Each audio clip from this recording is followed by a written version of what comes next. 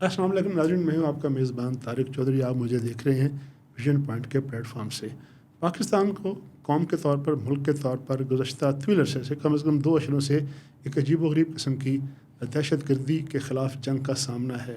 ہمارے مساجد میں، ہمارے اسکولوں میں، ہمارے تعلیمی اداروں میں، ہمارے پولیس اسٹیشنوں پہ اور ہمارے عسکری انسٹالیشن پر وہ لوگ، وہ تخریب کار عناصر جو کہ اپنا مذموم ایجنڈا رکھتے ہیں، وہ حملہ آور ہوئے ہیں.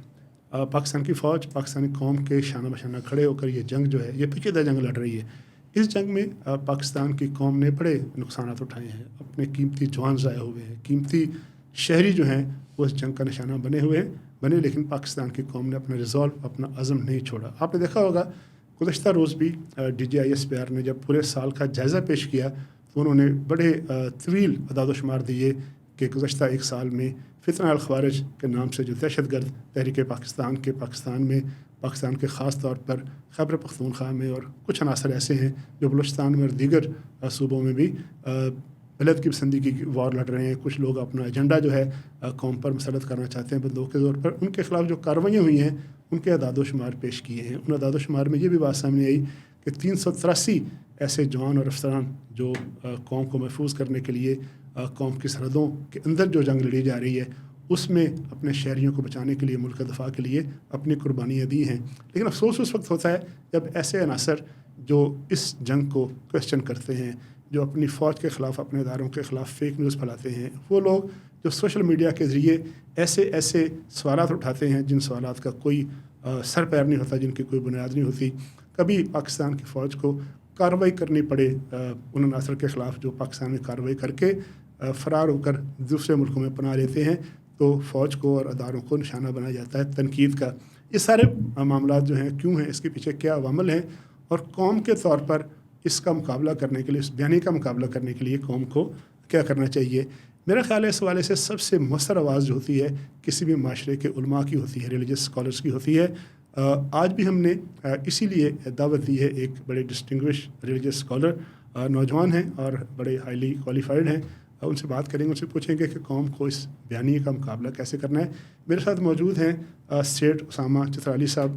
ویلکم کرتا ہوں آپ کو کہ آج کے اس پوڈ کاسٹ میں. یہ بتائیے گا کہ ایک عجیب و غریب ہم نے دیکھا ہے معاملہ کہ کچھ ایسے عناصر ہیں جو کہ ان عناصر کو جو دہشت گردی پھیلاتے ہیں، پاکستان میں تخریب کاری کرتے ہیں، ان کی اس تخریب کاری اور دہشت گردی کو جواز پہناتے ہیں، ان کو ایسا بیانیہ دیتے ہیں جو کہ لگتا یوں ہے کہ شاید وہ عناصر جو کہ خود کش حملے کرتے ہیں وہ ٹھیک ہیں اور ہم جو قوم ان کا دفاع کر رہے ہیں، مقابلہ کر رہے ہیں، ہم غلط ہیں. اس کو کس طرح سے آپ ڈپکٹ کریں گے اس چیز کو؟ بسم اللہ والصلاۃ والسلام علی رسول اللہ. اما بعد، سب سے پہلے میں آپ کا بہت شکریہ ادا کروں گا کہ اس ٹاپک پہ بات کرنے کے لیے آپ نے یہاں پہ بلایا، اور اللہ کرے وہ بات کہیں جس سے ہم سب کو فائدہ ہو اور ہم کسی ایک اچھے نتیجے پر پہنچ سکیں. اچھا، جو آپ نے پہلی بات کی، اگر ہم وہی جنگ پہ جائیں جب حضرت علی رضی اللہ عنہ جو ہیں وہ صلح کے لیے آگے بڑھ رہے تھے، تو معاذ اللہ لوگوں نے نیزوں پہ قرآن اٹھا لیے اور یہ بات کی کہ ہمیں آپ کا حکم تو نہیں ماننا. قرآن تو کہتا ہے ان الحکم الا للہ، کہ اللہ کا حکم ہے. تو یہ خوارج کی بنیاد وہاں سے پڑی، اور وہیں سے آج تک جو یہ خوارج کا جو ایک فتنہ ہے کسی نہ کسی شکل میں کہیں نہ کہیں امت کے اندر کئی درجوں میں موجود رہتا ہے. اور اس کی سب سے بڑی چیز ہوتی ہے کہ ریلیجن از آلویز ایک ایموشنل سینسٹیوٹی کے لیے، اور اس کے لیے بڑا آسان ہوتا ہے یوز کرنا. میں باقاعدہ کیونکہ بلانگ کرتا ہوں KPK سے، میں جانتا ہوں کئی نوجوان جو ہیں وہ اس کی بھین چڑھے ہیں اور جا کے ایسی تحریکوں کا پارٹ بھی بنے اس نیریٹو میں. وہاں کیا تھا؟ اسلام. اچھا، اب ہم یہ کہیں کہ اس میں اسلام کا قصور ہے. نہیں، اسلام کا قصور نہیں ہے. بات یہ ہے وہ تو دین مبین ہے، دین رحمت ہے. اسلام تو دیکھیں، امن اسلام کا دین نام ہے. ہی کیا ہے؟ اسلام، سلامتی. سلام ہے. ٹھیک ہے، دنیا میں آیا تو آپ مجھے بتائیں جس معاشرے میں آیا ہے اس نے اس کا حال کیا کر دیا. وہ عرب جو ٹوٹے ہوئے تھے انہیں ٹوٹی ہوئی حالت سے جڑ گئے، اور صرف کیا ہوا کہ جڑنے کی دیر تھی، پوری دنیا پہ چھا گئے. یعنی اسلام دہشت گردی، تخریب کاری کی اجازت نہیں دیتا کسی صورت میں بھی. اگر دیتا ہوتا، مجھے صرف اتنا بتائیے کہ اگر دیتا ہوتا تو کیا رسول اللہ صلی اللہ علیہ وسلم کے پاس کیا فتح مکہ پہ طاقت کم تھی کہ جب ان کے ساتھی شہید بھی؟ ابھی یہ ہمیں بتایا جاتا ہے فتح مکہ پہ جب خالد بن ولید رضی اللہ عنہ جس لشکر کو لے کے جا رہے تھے اس پر کچھ لوگوں نے حملہ کیا، اور جن میں جو ہے عکرمہ بن ابی جہل رضی اللہ، بعد میں مسلمان ہو گئے اور یرموک میں شہید ہوئے، اور سہیل بن عمرو، ٹھیک ہے، صفوان ابن امیہ، یہ لوگ تھے، انہوں نے حملہ کیا. تو رسول اللہ صلی اللہ علیہ وسلم نے ان کے لیے کیا رویہ اپنایا؟ اچھا سر، یہ بتائیے گا کہ جو عناصر، یہ تو محبت کا پیغام ہے، امن کا پیغام ہے، سلامتی کا پیغام ہے، لیکن جو عناصر سم ہو بندوق اٹھا لیں اور اس بات پہ تل جائیں کہ ہم نے اپنا نظریہ، اپنا جو ان کا ایجنڈا ہے اس کو نافذ کرنا ہے، ان کا کلا کامہ کرنے کے لیے، ان کی بےخونی کرنے کے لیے، تخریب کاری اور دہشت گردی کے خاتمے کے لیے اسلام کیا پیغام دیتا ہے، کیا طریقہ کار وضع کرتا ہے؟ دیکھیے اسلام میں جو حرب کے اصولوں میں سب کہ اسلام میں ہم دیکھیں جنگ ہم کرتے کس لیے ہیں، یا اسلام میں جنگ کی اجازت اور اصولوں پر مبنی جنگ. دیکھیں اسلام واحد ایک دین ہے جب یہ آیا تو اس نے جنگ کے کچھ اصول واضح کیے، اور آپ دیکھ لیجئے کہ جب بھی اسلامک حکومت رہی ہے اس دنیا پر، ٹھیک ہے، یہاں پہ فساد نہیں ہوا ہے. میں اس بات کو چیلنج بھی کر سکتا ہوں کسی پلیٹ فارم پہ. کیوں؟ بہت ایک کنٹرول لیول پہ وارز لڑی جاتی تھیں اور لمیٹیشنز تھی اس کے اندر. اس کی باقاعدہ ہدایت دی جاتی تھی کہ آپ نے جنگ میں اور یہ یہ قاعدہ پریکٹس ضابط. آٹومن امپائر تک ہوتی رہی ہے، ایسا ہی آپ کو ملے گا اس کے اندر. ٹھیک ہے، یہ جو قلعہ ہم اس کو دیکھ لیتے ہیں. ٹھیک ہے کہ جنگ سب سے پہلے کیا ہے؟ حق کے لیے جنگ کرنا. وجاہدوا فی اللہ حق کا جہاد. ٹھیک ہے کہ وہ حق کے لیے جو ہے جنگ کرنا. حق کیا ہے؟ سب سے پہلے جو ہے انسان کے اوپر گردن پر حق کس کا ہوتا ہے؟ اس وقت اگر میں ریاست کے طور پہ بات کروں، جو فوج جس کی آپ بات کریں، اس کی سب سے بڑی ذمہ داری کیا ہے؟ کہ امن قائم کرنا. امن قائم کرنا. اور کیا ایک شہری کو ذمہ داری کے ساتھ، سکون کے ساتھ، اس نے اس کا مطلب عہد لیا ہوا ہے نا، یہ اس کا کام ہے کرنا. تو اس کے لیے کوئی بھی تقریر یا اسامہ کرے یا طارق بھی کرے تو ان کو بھی پکڑنا چاہیے. ٹھیک ہے، تو یہ تو اس کی. دوسرا، مظلوم کی آواز.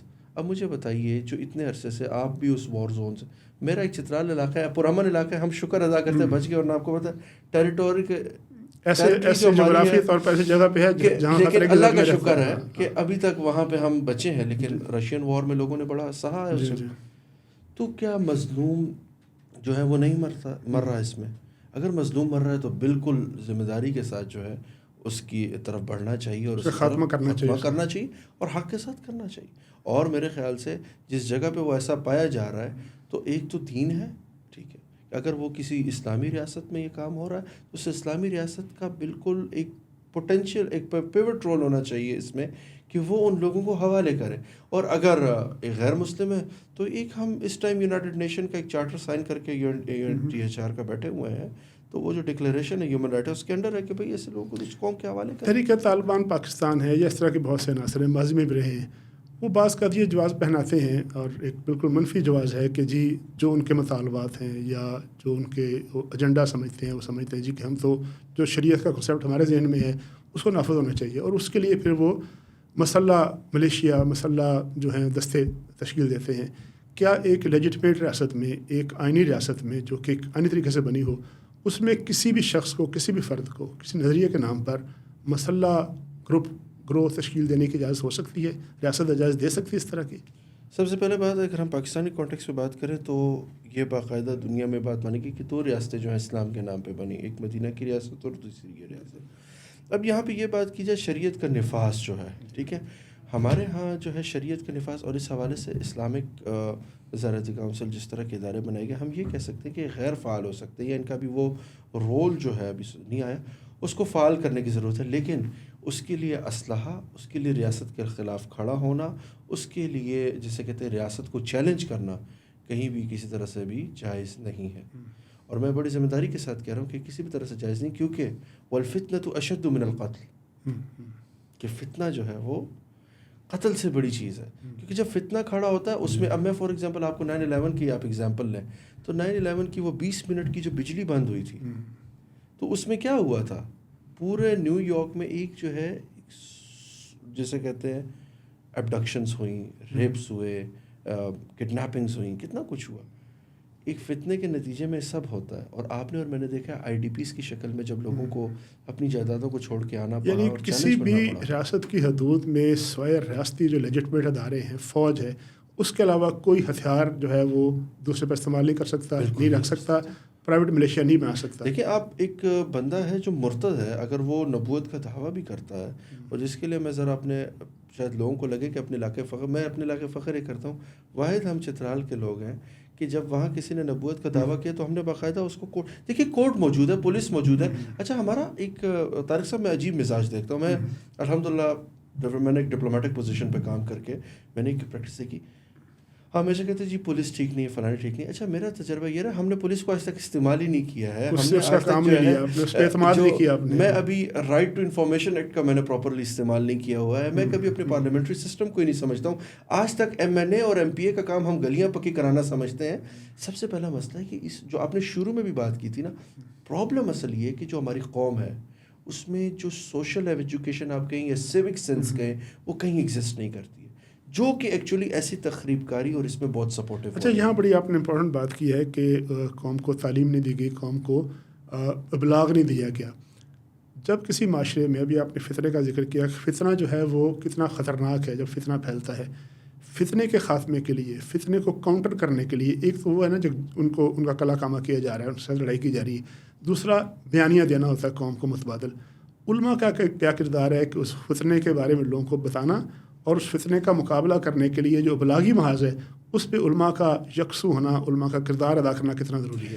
دیکھیے جو سوشل انسٹیٹیوشن ہوتے ہیں کسی بھی کنٹری میں، آپ کو دنیا میں یاد ہو کہ اب تو وہ پاور ختم ہو گئی، لیکن ایک ٹائم تھا کہ پوری جو یورپ تھا وہ ایک کیتھولک چرچ سے چل رہا تھا.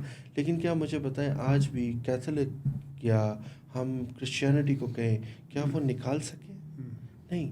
سوشل انسٹیٹیوشن کا ہمیشہ سوسائٹی پہ بہت بڑا امپیکٹ ہوتا ہے. کیوں؟ ان کے ساتھ جو ہے نا ہم ایک ریچولی انٹیکٹ رہتے ہیں. ٹھیک ہے، ابھی جو آپ کے ساتھ پڑوس میں انڈیا میں جو کچھ ہو رہا ہے، انہوں نے جو تخریب کاری کا رستہ اختیار کیا وہ کدھر؟ دین کے بیس پہ کیا. کیوں؟ دین سے آپ کسی کو بھی ایموشنل کر سکتے ہیں، ہندوتوا کے نام پر اپنا جو ایک ڈسٹارٹیڈ ان کے ذہن میں تصویر ہے اپنے دین کی، اپنے مذہب کی، اور اس کے نام پر دیگر ادیان کو، اقلیتوں کو مارنا، وہ سمجھتے ہیں کہ شاید جسٹیفائڈ ہے. ریڈیکلائزیشن جو کی جاتی ہے. اچھا اب اس میں جو علماء کا اپنے رول کا، اس میں میں آپ سے کہوں گا کہ جو ریاستی ادارے، ان کی چھوٹی سی کمی رہے گی کہ کنیکٹیوٹی، اور میرے خیال سے جو ممبر ہے وہ ابھی تک آپ کے لیجیٹیمیٹ لوگوں کے ہاتھوں میں شاید دینے میں ہم ناکام. میں نہیں کہتا کہ سارا ایسا ہوگا، بہت جگہ ایسی ہیں جہاں سے بہت اچھا کام ہو رہا ہے، بہت اچھی چیزیں جا رہی ہیں، لیکن جو وہ سوشل انسٹیٹیوشن ہے اس کو ابھی تک as a social institution declare ہی نہیں کیا گیا. اب آپ بتائیں نا، جمعے پہ آپ کو بھی جانا ہو، یا میں نے بھی جمعہ نہیں پڑھانا تو میں نے جانا ہو، میں کیا کروں گا؟ میں دوسری اذان کا انتظار کروں گا، میں پھر مسجد میں جاؤں گا. اس کا کیا نیریٹو بنے گا بیچارے کا؟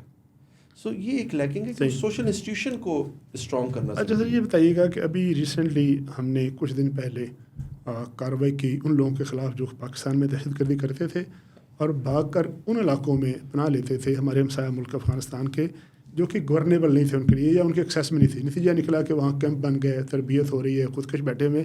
پاکستان نے کارروائی کی، اور کارروائی ایسے کی کہ کسی افغان شہری کو نشانہ نہیں بنایا، ان کی کسی حکومتی انسٹالیشن کو نشانہ نہیں بنایا، ان مفروروں کو نشانہ بنایا جو کہ پاکستان میں 16 ہمارے FC کے اہلکار تھے، ان کے قاتل تھے، خودکش حملوں میں ملوث تھے. کتنا جسٹیفائی ہو جاتا ہے ایک ریاست کے لیے کارروائی کرنا جب دوسری طرف سے جواب نہ ملے، جب دوسری طرف سے کارروائی نہ کی جا رہی ہو، اور پھر وہ ریاست جو ہے اپنے عوام کی حفاظت کے لیے ایک ٹارگیٹڈ کارروائی کرے، اور کارروائی کر کے پھر اس کو کلیم بھی کر دیا جائے کہ جی ہم نے یہ مجبوری تھی، یہ حالات تھے جن میں کارروائی کی. نہیں یہ ایسے ہی ہے، جیسے دیکھیں فار ایگزامپل اگر میرے گھر کے باہر آ کے کوئی روز پتھر مار جاتا ہو، میں ایک دن پولیس کو کمپلین کروں، دوسرے دن پولیس، تیسرے دن شاید میں پولیس کو نے رسپونڈ نہیں کیا تو میں کوئی نہ کوئی ایک ایکشن لوں گا. ٹھیک ہے، اینڈ ڈیفینیٹلی مائٹ بھی ہوتا بھی، لوگ اس ڈر سے بھی ہوتے ہیں. جیسے میں پاکستان میں ایک چھوٹی سی ایگزامپل دیتا ہوں. رستے میں ابھی میں دیکھا ایک ایکسیڈنٹ ہوا تو کوئی اس صاحب کو ہاتھ نہیں لگا رہا کہ کہیں پولیس کیس میں ہم نہ پھنس جائیں، لیکن ایونچولی ذمہ داری تو ہوتی ہے کہ اس بندے کو ایمبولینس میں ڈالے اور کس جگہ پہنچائے. تو پاکستان کے ایکٹ جو ہے میں اسے کہوں گا diplomatically it's not justified, but in a human consideration it is some way for the help of humanity. Pakistan کہتا ہے کہ جی، اور بتایا ہمارے دفتر خارجہ کہ بار بار ڈپلومیٹکلی جب ان کو بتایا جاتا ہے کہ بھئی یہ فلاں علاقہ ہے، فلاں 200 300 400 بندہ جو ہے فلاں جگہ پہ پناہ لے کے بیٹھا ہوا ہے، آپ ان کے خلاف کارروائی کریں. جب کارروائی نہیں کی جاتی تو پھر اس کے بعد جو ہے وہ پاکستان کو کرنا پڑتا ہے، ٹارگیٹڈ آپریشن کرنا پڑتا ہے. دیکھیے میں نے کہا نا کہ ایک ہے کہ اگر آپ مجھے اسلامی تناظر میں پوچھیں وہ بھی ہے، تو اس میں یہ خارجی تعلقات میں تو یہی ہوتا ہے کہ پہلے آپ ان کو بتاتے ہیں، حجت پوری کی جاتی کرتے ہے، ہیں، حجت پوری کی جاتی ہے، حجت نہیں پوری کی جاتی تو آپ اس طرف جو ہے خود بڑھتے ہیں. ٹھیک ہے، اور یہی کام ہوتا آیا ہے. ٹھیک ہے، اور آج بھی ہو رہا ہے. میں نے وہی کہا کہ ڈپلومیٹیکلی کہیں یہ کہا جا سکتا ہے کہ it's not justified, but in a human manner it is justified. اور ڈپلومیٹیکلی میں افغانستان سے کہوں گا کہ افغانستان پر اس قوم کے بہت احسانات ہیں. جی ہاں 40 سال سے آپ میں میزبانی کر رہے ہیں اپنے حصے کی آدھی میں روٹی جو ہے. کہوں گا کہ اب اپنے افغانی بھائیوں کو کہوں گا دیکھیں آپ کا ہمارا رشتہ کلمہ لا الہ الا اللہ محمد رسول اللہ کا ہے, اس کی بنا پر اس قوم کے بچوں نے بھی قربانی دی, جی معاشی قربانی دی, اقتصادی قربانی معاشی دی, قربانی کے ساتھ اپنے حصے کی روٹی, اپنے کھولے حصے ہیں. کا جو وسائل تھے آپ نے ان کو ہم ان نے کے حوالے کر نہ دیے. ہوتے ہوئے حالات اچھے نہ ہوتے ہوئے بھی لیکن یہ بات کرنا بڑی آسان ہوتی ہے. اچھا اور یہ جو احسان فراموشی ہوتی ہے نا, اللہ نے اس کو بہت ناپسند. ٹھیک ہے. احسان فراموشی جو ہے کیا ہے, مطلب یہود کیا کرتے تھے, انبیاء علیہ السلام کی جو ہے وہ نافرمانی ان کی کیا تھی, احسان فراموشی تھی. ان کی قربانیاں اور ان کی چیزوں کو, احسان فراموشی بہت بڑی چیز ہے. میں شاید یہ پروگرام سے بات کروں اس کا ریئیکشن آگے, لیکن میں کہوں گا کہ احسان فراموشی کے بجائے کم از کم چلیں آپ یہ کہہ رہے ہیں کہ احسان کو ریکگنائز تو کریں, بالکل آپ قربانی کو ریکگنائز تو کریں جس قوم نے 40 سال 50 سال قربانی دی ہے. اچھا سر یہ بتائیے ایک اور بڑا فنومنا جس کا ہمیں سامنا ہے قوم کے طور پر, آج بھی کل بھی جہاں بحث ہوتی ہے کہا جاتا ہے جی فیک نیوز کا ذکر کیا جاتا ہے, اور کچھ لوگ کہتے ہیں جی کہ سب سے بڑا اس وقت کوئی مسئلہ ہے ڈیجیٹل دہشت گردی ہے, فیک نیوز ہے. فیک نیوز کتنی خطرناک ہوتی ہے ایک معاشرے کا امن, ایک معاشرے کی جو نارملسی آف لائف ہے, اس کے لیے فیک نیوز کتنا بڑا زہر قاتل ہے. سر اس کو چھوٹے سے لے لیں, آپ کو یاد ہوگا یا نہیں, مجھے اپنی جوانی کا ایک چھوٹا سا قصہ یاد ہے کہ اپریل فول پہ میں نے گھر پہ کال کروا دی کہ اسامہ کا بہت شدید ایکسیڈنٹ ہوا اسپتال. میری والدہ اسی ٹائم جو ہے بے ہوش ہو گئیں اور وہ گھر میں اکیلی تھی. کچھ لوگ تو باقاعدہ قصداً دانستہ اس کو پھیلاتے ہیں. میں ایک چیز بتا رہا ہوں کہ آپ اس کو سوچ لیں کہ ایک ذاتی لائف میں بھی ابھی فار ایگزامپل یہاں بیٹھے بیٹھے کوئی ایک فیک نیوز ہم تک پہنچا دے تو ایک بہت بڑا امپیکٹ گزر. اس ٹائم جو ڈیجیٹل ورلڈ ہے یہ ایک بہت بڑا چیلنج بنا ہوا ہے رائٹ ناؤ. جیسے اے آئی کے ٹولز آ رہے ہیں تو بہت بڑا چیلنج بنتا جا رہا ہے چیزوں کو ہینڈ اوور کرنا. رائٹ ناؤ دین کے احکامات کیا ہیں ان لوگوں کے لیے جو فیک نیوز پھیلاتے ہیں؟ قرآن میں اللہ واضح کہہ رہا ہے اذا جاءکم فاسق بنبأ فتبینوا, اور باقاعدہ جب کچھ عورتیں آپ صلی اللہ علیہ وسلم کے پاس آئیں اور انہیں کہا کہ ان کو بیعت کرے, اور سورہ ممتحنہ میں ذکر ہے تو کہا الا اللہ یشرکن باللہ شیئا, کہ وہ اللہ کے ساتھ شرک نہیں کریں گے, ولا یسرقن چوری نہیں کریں گے, ولا یزنین زنا نہیں کریں گے, ولا یاتین ببہتان بہتان نہیں لگائیں گے, جھوٹی خبر نہیں پھیلائیں گے. اور اما عائشہ رضی اللہ عنہا کو کیا کہا جب انہوں نے کہا فلانی کا قد جو ہے وہ چھوٹا ہے تو آپ نے کہا کہ غیبت مت کرو, اگر تمہاری یہ بات جو ہے وہ کسی میٹھے پانی میں ڈال دی جائے تو وہ کھارا ہو جائے. اور کہا کہ اگر یہ نقص اس میں ہو تو اس نے کہا پھر اگر اس میں وہ نقص نہ ہو اور میں یہ بات کر دوں تو انہوں نے کہا پھر تم نے بہتان لگایا.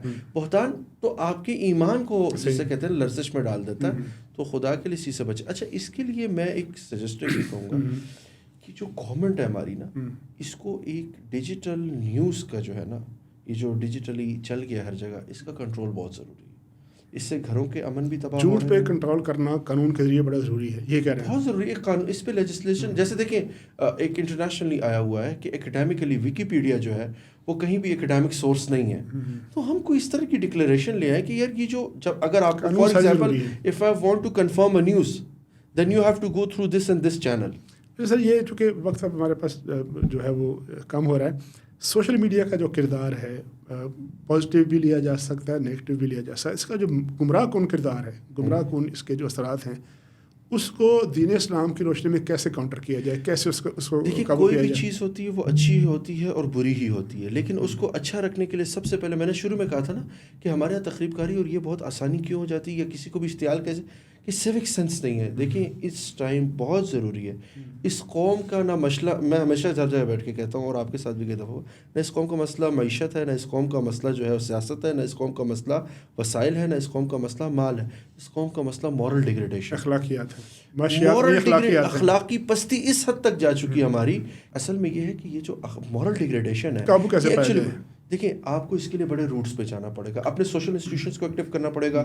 فارمل ایجوکیشنس میں آپ کو جو ہے نا کریکٹر بلڈنگ ایجوکیشن کی کنکریٹ ورکنگ کرنی ہوگی. دیکھیں اور جو آپ کے علماء ہیں, دیکھیں یہ آپ کا ایسٹ ہے, انہوں نے آپ کے معاشرے کو 1857 سے لے کے دیکھیں ایک بہت بڑی, ہمارے یہاں کہا جاتا ہے انہوں نے کیا کیا. دیکھیں وہ 8 سال میں, دیکھیں میں جیسے کہتے ہیں میں مولوی تو ہوں میں, لیکن it's not I can say as my profession, it's my passion. میں اس میں ایک چھوٹی سی بات کہوں گا کہ جو علماء ہیں 8 سال دین کو پڑھتے ہیں, ٹھیک ہے, جانتے ہیں, لیکن ان کو ایک وہ کہتے ہیں نا ایک ڈائریکشن چاہیے. اس ڈائریکشن میں اگر اسٹیٹ ان کو صحیح سے یوز کرے so they will be the most potential. آخری سوال ہے میرا آپ سے کہ ہمارے ہاں لوگ کہتے ہیں کہ ہر طرح کی فیک نیوز, ہر طرح کی بات کرنا, ہر طرح کے نظریات کو پھیلانا. جی آزادی اظہار ہے. اسلام کی نظر میں ہمارے دین کے نظر میں آزادی اظہار کی حدود و قیود کیا ہیں؟ بالکل اظہار کی آزادی ہے لیکن اس کی کوئی لمٹ بھی تو ہوگی نا دین کی روشنی میں. دیکھیں ڈیفینیٹلی لمٹس ہوتی ہیں. یہ جو آزادی ہے اس دنیا میں اگر آزادی ہوتی تو رسول اللہ صلی اللہ علیہ وسلم نے فرماتے دنیا سجن المؤمن و جنت الکافر. دیکھیں آزاد صرف کافر ہے. میرے لیے لمیٹیشنز ہیں. میرے لیے اللہ تعالیٰ نے لمیٹیشنز رکھی ہوئی ہیں. مجھے کسی کے ساتھ برا نہیں کرنا. کافر کے لیے کیا ہے؟ دل آزاری نہیں کرنی کسی کی, جھوٹ نہیں پھیلانا, فتنہ نہیں پھیلانا, شر نہیں پھیلانا. ہاں میرے لیے لمیٹیشنز ہیں. یہ ایک قیدی دیکھیں جو لاز ہوتے ہیں اگر دنیا میں دیکھا جائے تو قیدی جو ہوتا ہے اس کو کچھ چیزیں فالو کرنی پڑتی ہیں. ٹھیک ہے, اسلام نے قید و قیود اس دنیا میں رکھی ہیں میرے لیے. مینس آزادی رائے جو ہے اس کی بھی لمیٹیشن. اور اس کی لمیٹیشن کیا ہے؟ فاسقٌ بنبأ فتبینوا. کوئی ایسی بات جو بغیر تحقیق کے آگے پھیلائے. میں جیسے رسول اللہ صلی اللہ علیہ وسلم کی زندگی میں ہوا, ایک بندہ آیا اس نے کہا جی یا رسول اللہ صلی اللہ علیہ وسلم یہ جو ہے اس نے زنا کیا. اس نے کیا دیکھا؟ اس نے کہا یہ اور فلاں عورت جو ہے ایک کمرے سے نکل رہے تھے. انہوں نے کہا دیکھا کیا؟ انہوں نے کہا یہ اس کمرے سے نکل رہے تھے. انہوں نے کہا چھوڑ دو اس کو سنسار کرو. انہوں نے کہا جب تک سرمائی کو سلائی میں نہ دیکھ لو تو کسی پر زنا کی بات نہ. آپ بتائیں اتنی احتیاط ہے. تو آپ اس کو آزادی جو آزادی اظہار ہے ہمارے سوچ سے اس ٹائم پوری نیشن میں جو سب سے بڑا ہمارے لیے چیلنج ہے. Those are not the weapon wars. اور جو آپ یہ کہہ رہے ہیں میں بہت چھوٹی چیزیں سمجھتا ہوں. They could be handle ideological wars. جزیاتی جنگ جو ہے آئیڈیولوجیکل وارز جو ہیں اور پھر جو اس میں ازم وارز آ چکی ہیں یہ بڑا چیلنج ہے. ان کو ٹیکنیکلی ڈیل کرنے کے لیے میرے خیال سے اب ریاست کو بڑے سیریس لیول پہ سوچنا چاہیے. صحیح لیول پہ چیزوں کو سمجھانا چاہیے. ٹھیک ہے کیوں؟ اچھا اور اس کی بھی ایک بڑی وجہ ہے. میں آخری بات رسول اللہ صلی اللہ علیہ وسلم نے ایک بہت طویل حدیث ہے فرمایا کہ ایک وقت آئے گا کہ تم لوگوں پر ٹوٹ پڑیں گے لوگ ایسے جیسے لوگ کھانے پہ ٹوٹ پڑتے ہیں. انہوں نے کہا کہ ہم تعداد میں کم. انہوں نے کہا ایسے ہو کہ جیسے سمندر کی جھاگ ہوگا. انہوں نے کہا لیکن تمہارے دلوں میں وہن ہوگا. انہوں نے کہا وہن کیا ہے؟ انہوں نے کہا دنیا کی محبت اور آخرت سے دنیا کی محبت جو ہے اور دنیا کی محبت کیا ہے؟ مال ہے. آج دیکھ لیں آج 4 پیسوں کے لیے لوگ اپنا ایمان بیچ دیتے ہیں. گواہی دے دیتے ہیں. بہت شکریہ سیٹھ اسامہ صاحب. جی بہت شکریہ سیٹھ اسامہ صاحب کہ آپ نے بڑی تفصیل سے فیک نیوز کیا ہے, آزادی اظہار کی حدود و قیود کیا ہیں ایک اسلامی معاشرے میں, اور کس طرح حق ہے ایک شخص کا کہ وہ دوسرے شخص کے بارے میں ایسی بات نہ پھیلائے جس کے نتیجے میں شر پھیلے, جس کے نتیجے میں فتنہ پھیلے.